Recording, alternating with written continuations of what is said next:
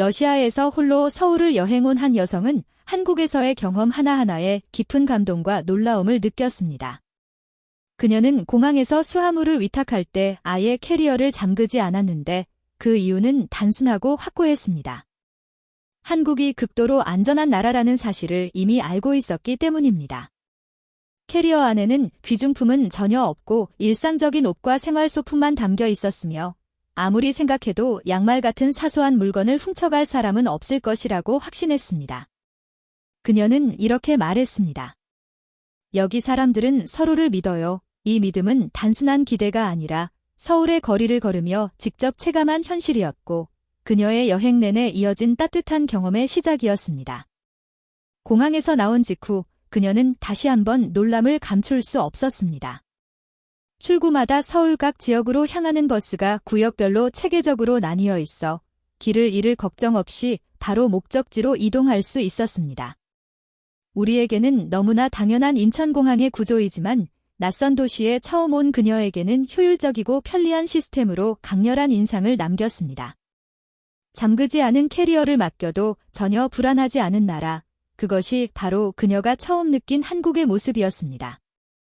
이어 그녀는 서울의 가장 인상적인 특징으로 쓰레기통이 거리에 많지 않음에도 놀랍도록 깨끗한 점을 꼽았습니다. 그 비밀을 숙소에서 직접 배우면서 큰 충격을 받았는데 한국에서는 분리수거를 제대로 하지 않으면 주민들이 직접 쓰레기 봉투를 확인하고 벌금을 부과하는 경우가 실제로 존재한다는 사실을 알게 되었습니다.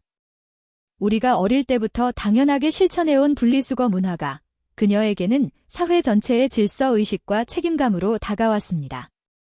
거리가 깨끗한 이유는 환경미화원의 노력만이 아니라 한국인들이 일상적으로 지켜온 규칙과 습관이 쌓여 만들어낸 결과라고 그녀는 깨달았습니다.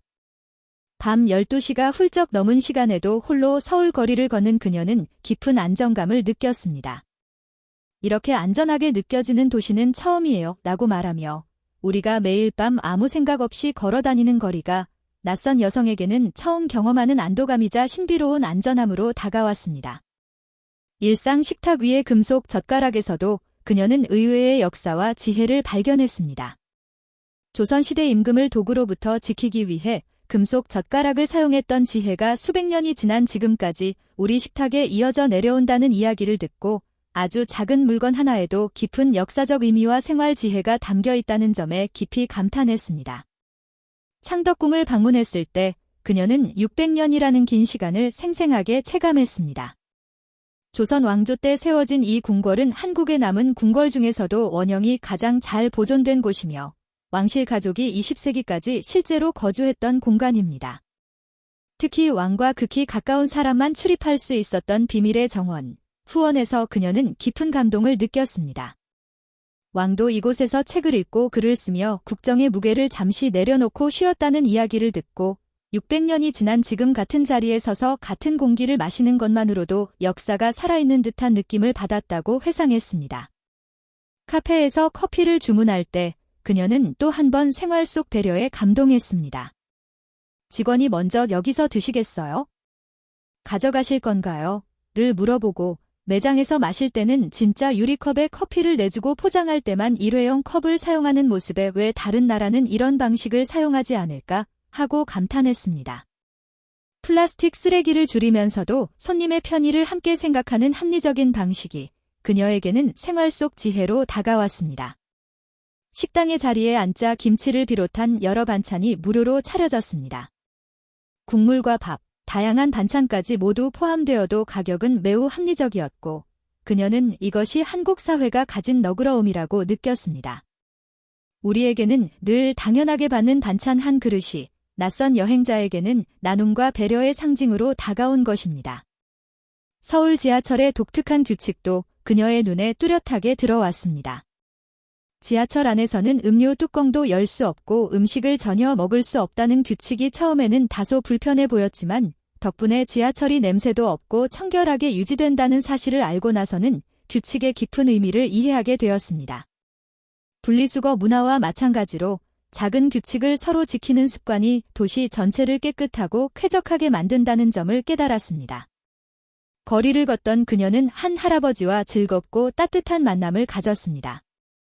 할아버지가 먼저 말을 걸며 뜬금없지만 귀엽고 다정한 부탁을 했고 사소한 만남이었지만 서울이 얼마나 편안하고 인간적인 정이 느껴지는 곳인지를 보여주는 순간이었습니다.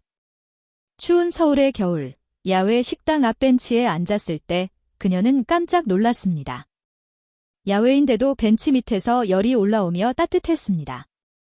바닥 열선이 깔린 세심한 배려에 그녀는 러시아도 이랬으면 좋겠다고 생각했습니다. 사람이 앉는 작은 공간 하나까지 신경 쓰는 나라, 그것이 그녀가 느낀 한국의 진솔한 모습이었습니다. 공항 체크인 줄에서의 경험은 그녀의 믿음을 더욱 확고하게 해주었습니다. 줄을 서 있던 낯선 한국 남성이 그녀에게 가서 핸드폰 충전하고 오세요. 제가 여기서 기다려줄게요 라고 제안했고 정말로 그 자리를 끝까지 지켜주었습니다. 그녀는 사람을 잘 믿는 편이지만 한국에서는 믿음만큼 따뜻하게 돌아오는 것 같다고 말했습니다. 별 생각 없이 베푼 친절이 낯선 여행자의 하루를 밝게 만들고 여행 전체를 행복하고 따뜻한 기억으로 채워준 것입니다. 서울을 떠나며 그녀는 진솔하게 고백했습니다. 러시아로 돌아가고 싶은 마음이 점점 줄어들고 있다는 것이었습니다. 잠그지 않은 캐리어, 철저한 분리수거 문화, 역사가 담긴 금속 젓가락, 창덕궁 후원의 고즈넉함, 진짜 컵에 담긴 커피의 배려, 공항에서 자리를 지켜준 낯선 사람까지. 우리에게는 익숙하고 당연한 일상들이 그녀에게는 감동과 배려로 가득한 특별한 기억으로 남았습니다.